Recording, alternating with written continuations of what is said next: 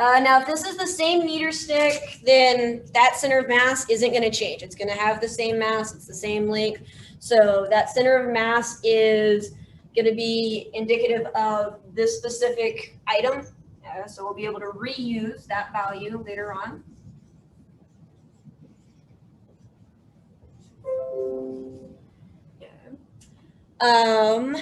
And in this case, or in the second portion of the lab, our goal is going to be to identify or find the mass of this meter stick. And we decided yesterday that we could find the mass of the meter stick by using simply one additional mass to help us create, to help us make this identification. So what do we remember from yesterday in terms of our setup? What am I going to need to change in order to make this happen?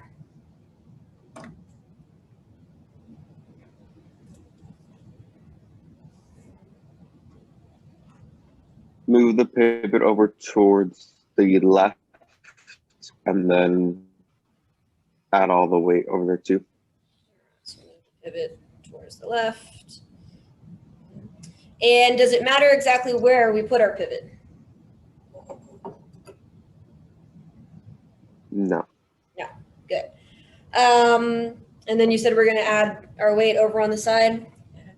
In terms of general setup, so if we're thinking about this, let's talk about the algebra a little bit, and then we'll collect some data. So we're going to put our pivot way over on one side. And we're going to have some masses, we're going to hang some masses over here. So we'll hang masses over here. That's going to act as the force that's ultimately pulling down on this side.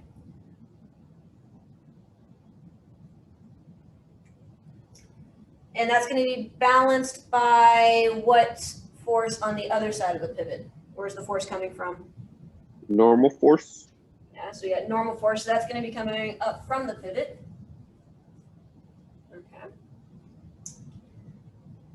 And then one more force we need to consider. The mass of the meter stick, but on like the other side going down. Mass of the meter stick, but on the other side. Perfect. So over here, so we have weight from this hanging mass pulling down. And then on the other side, it's really the meter stick's mass that's pulling down. So at what point do we draw this meter stick's mass or force pulling down at? What location specifically? Center of mass. The center of mass. Yeah. So the meter stick's mass comes from that center of mass, that 50.4 position. Now, when we talked yesterday and we start looking at our measurements, we need our forces, which come from weights, masses, and gravities. And we also had to, so because it's balanced, our torques also had to be equal. So in terms of torque, here's my force, is this weight. What or how did we figure out the radius yesterday? What measurement did we use for that? Or how do I, so yeah, specifically, how do I go about measuring the radius for this side? We subtracted 50.4 minus 1.7. So I'm subtracting 50.4 from whatever. So from this pivot point to here is my radius for this side. I'll call one R1 and one R2 just to keep my life easy, or you can say meter stick and hanging mass, but I would definitely kind of organize it in some way. And that means that from my pivot point to this mass is my radius over here. We're going to do multiple trials in the sense that we want to have enough data to verify our statistics. Okay? But the algebra itself is going to work out to be pretty much the same. So if we can get essentially an initial equation of what this looks like, then it will make our analysis portion a little bit easier. So we know that this torque and this torque have to equal each other because it's balanced. We know how we're going to go about measuring these. So, and the goal of this part of the lab is to identify the meter stick's mass. So what could I do in terms of manipulating or adjusting these equations to create something that's going to be, that I can use over and over and over? Is there a way I can start to combine these into maybe a single equation to make life easier?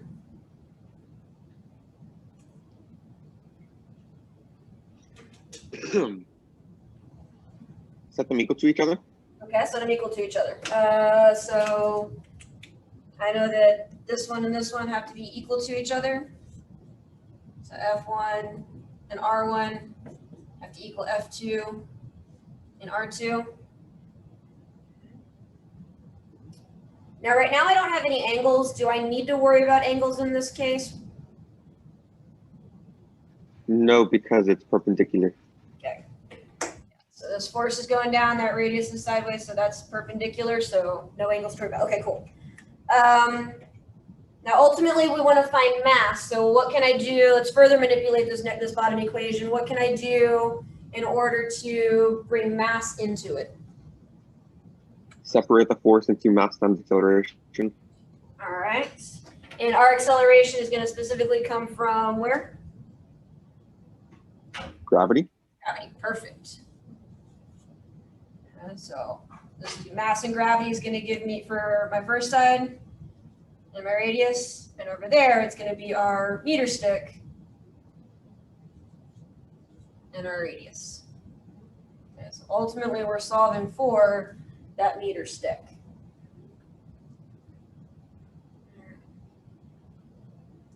If you want it to simplify your work a little bit, is there anything you could do?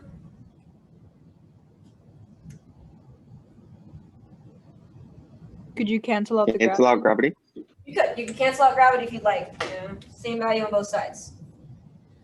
When we talked last week on that center of mass equation, you might remember that it was a mass and a radius, but it didn't have gravity. And part of that is because when we start talking about torques, so it wasn't a force, they called it a mass, because most of the time we have gravity and everything has gravity, so they essentially canceled out all those components. So when we start doing this, we're going to get close to a version of that center of mass equation from last week, or that center of gravity equation. So here's our general setup: is we know that mass 1 times radius 1 is going to equal mass 2 times radius 2. We're solving for this mass over here. So this becomes kind of our general idea, our general process.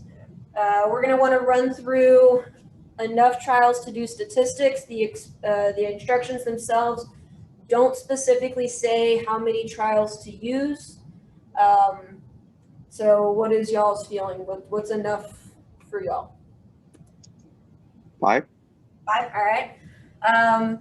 So we're gonna do 5 trials. And maybe make yourself a little chart, little table. We need to measure a mass. We need to measure 2 radii. And then y'all can calculate and test out that final mass in terms of the equation. So we need to measure at least these things as we look at our chart. So in terms of trials, we'll try out. We can adjust our masses and see what we come up with. As we change our masses, that's going to change our radii at least a little bit. If you want to simplify your math a little bit, so we don't have to change everything over and over, and we can change one thing at a time. So what I might choose to do is we can pick a spot and set our pivot there, so we're not moving that every time, and we're just moving our one mass. That way we're, like I said, we're limiting our number of variables. So if we pick a spot, let's pick an easy spot in terms of math and numbers for this pivot point. if we know our radius, our center of mass over here is 50.4, we can pick a value that's going to give us an easy radius to work with. How far away do you want this to be? Let's set a value for that radius that we'll keep consistent over and over. So how far away would you like the center of mass to be from the pivot point? 25.2. 25.2? Okay, that seems like a hard set of calculations, but we can go with that. What's wrong with 25, just out of curiosity?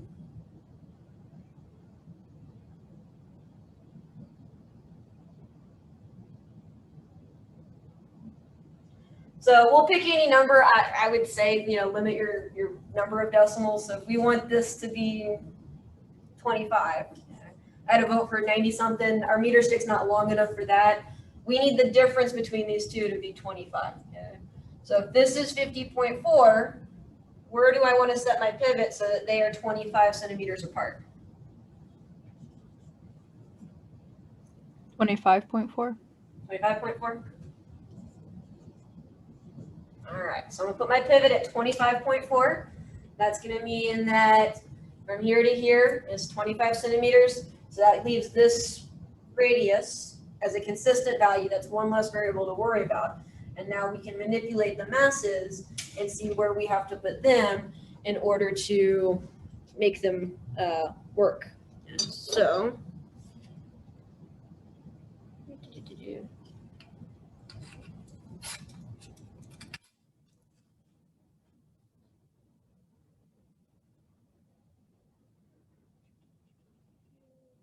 .4. Okay. Put that on the screen so that we can see what happens. All right, so we'll see that it automatically wants to fall down. So we know we're going to need to hang some masses over on this side. Where we hang them specifically is going to come down to what masses we hang. Okay. So we're doing 5 trials here. We'll run through a few different masses to see kind of where they land us at, and then we'll go from there.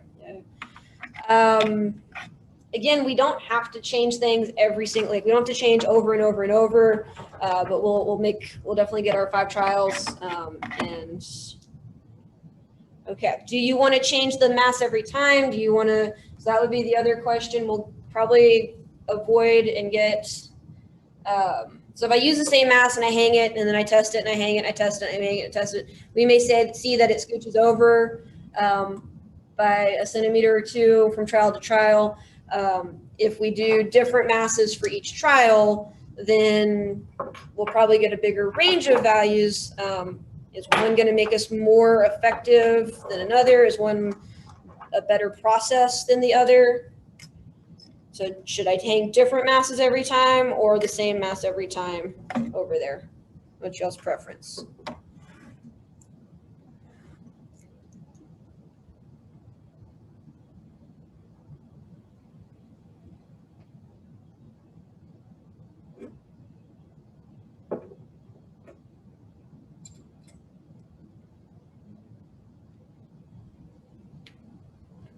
Same.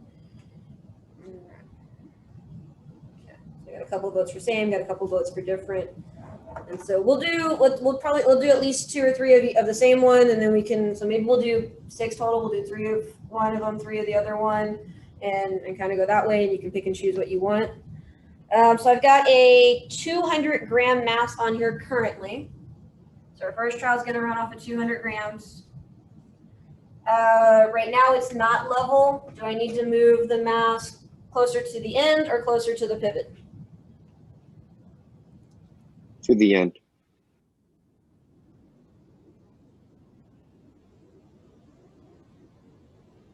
Far.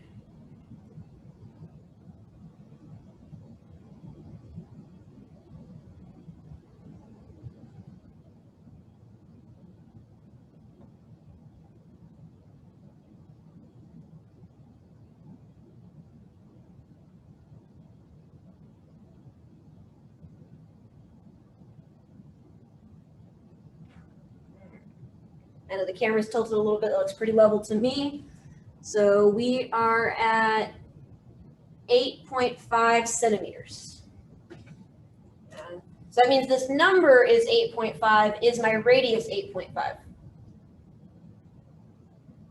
No. How do I take that 8.5 and turn it into a radius? Subtract 25 from that? Or no, 25.4 minus. All right, so whatever number we measure, we got to subtract it from 25.4 to get our radius. So it's going to be 25.4 minus 8.5. I'm going to make some notes, and then I'll put the camera closer at the end if you need to double check them or pull them out. All right. I'm going to essentially start fresh and just make sure that it agrees. You also do a couple trials of the same mass. So.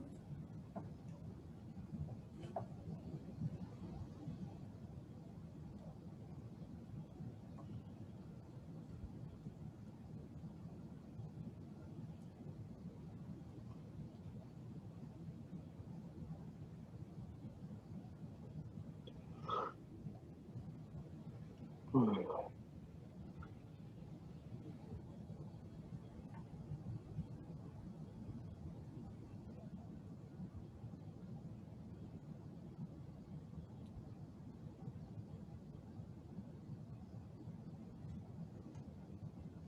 right.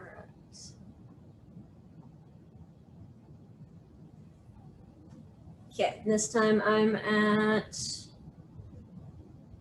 looks like 8.6.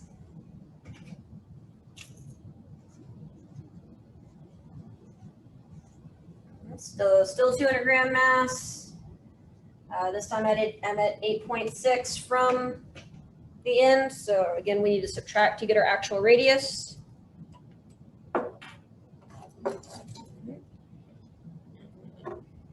We'll go one more time with the same exact mass, and then I had a couple of people ask for different masses, so I'll pick one other mass to measure off of. Slowly work our way out.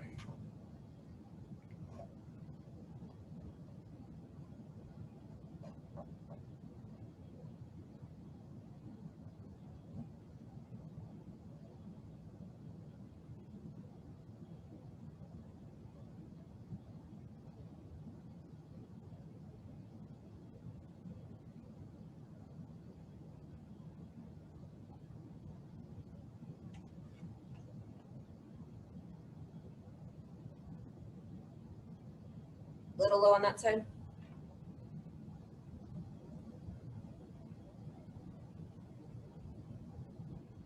Oh, too far.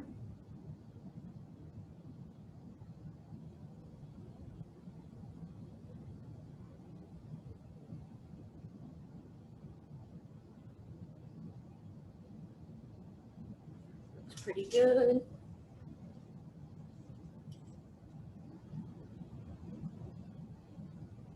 This time I'm at 8.4.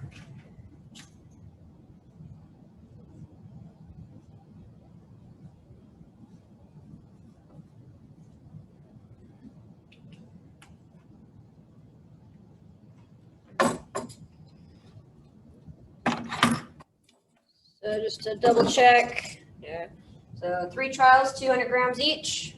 First one, we were at 8.5. We're gonna take that away from the 25.4. Then we were at 8.6. And then we're at 8.4.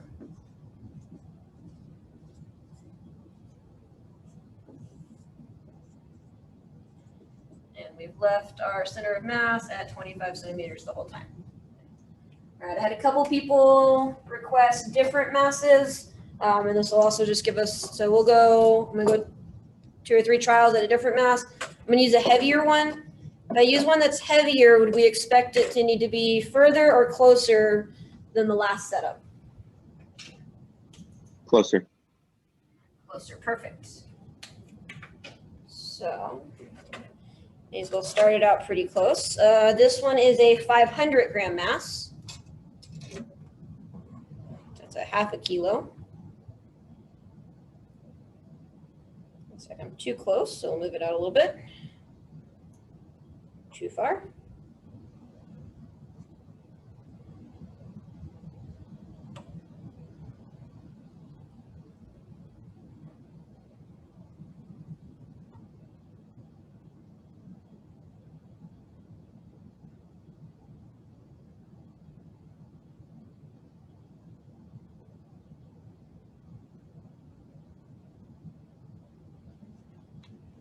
Looks pretty straight to me. I'd say 18.2 centimeters. So this is now 500 grams.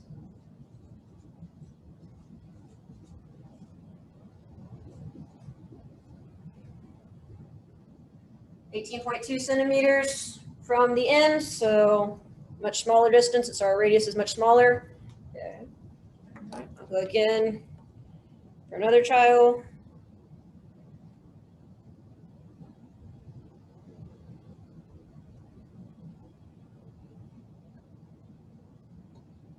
So one way that I keep myself from essentially cheating is my numbers are over there, so it's hard for me to see if I'm getting exactly back to where I was before, which limits some of my personal bias. So sometimes when we get that first trial, we're sure it's correct, and we go back to that number over and over and just try to kind of prove it. But if I take it from an outward view, or if I had another person, then we could share that load, and we don't build off of each other's bad measurements or bad mistakes.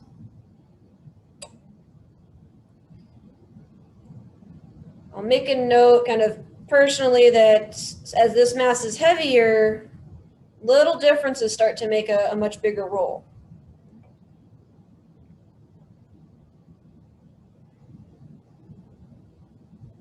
That looks pretty good. I'd call that 17.9 this time.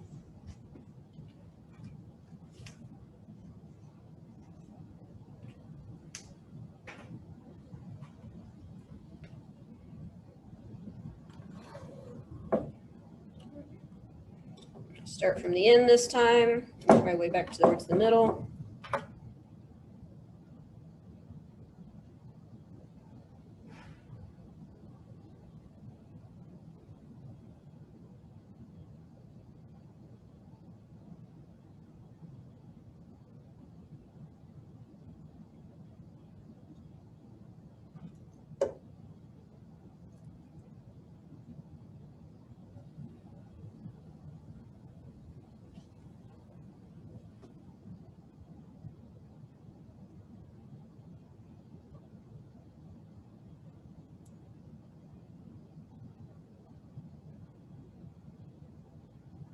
Pretty good. I would say that that is 18.2 again.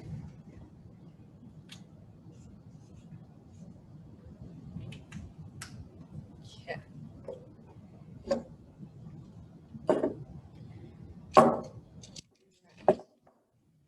So again, reviewing, so 3 trials with the 500 gram. First one was 18.2 from the end.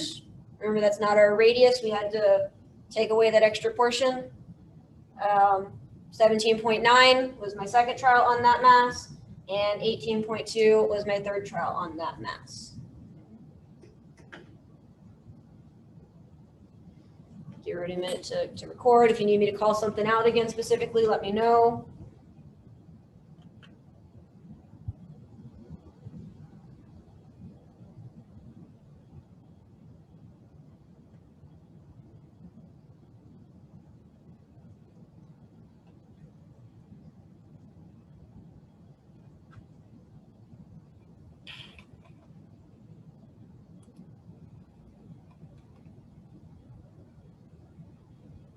So in terms of the instructions that are in the background, that are in the actual lab write-up, which can be found in Schoology, I showed those to you yesterday. We've run a couple, so we needed to do enough trials to collect data. And y'all said 5. Initially we did 6 because we had the 2 masses that we tried. And you can decide. So if you want to focus on the 3 for the single mast, then we can do that. If you want to do all 6, you can do that. If you'd like me to collect other data, then I'm happy to do that. From this, we should be able to calculate what we believe, based off of our data, the mass of our meter stick to be. You'll need to use the statistical templates that we've used in the past, or some other version of that, to do your average, your uncertainty, your confidence interval. That needs to all be recorded. So I've got a picture, we've shown our equations that we're going to use, we've got a little data table there.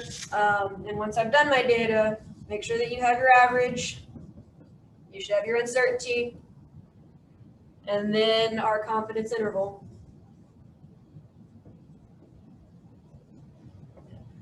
When we're doing this, part of the reason that we're going to use this is to see if we're correct or not.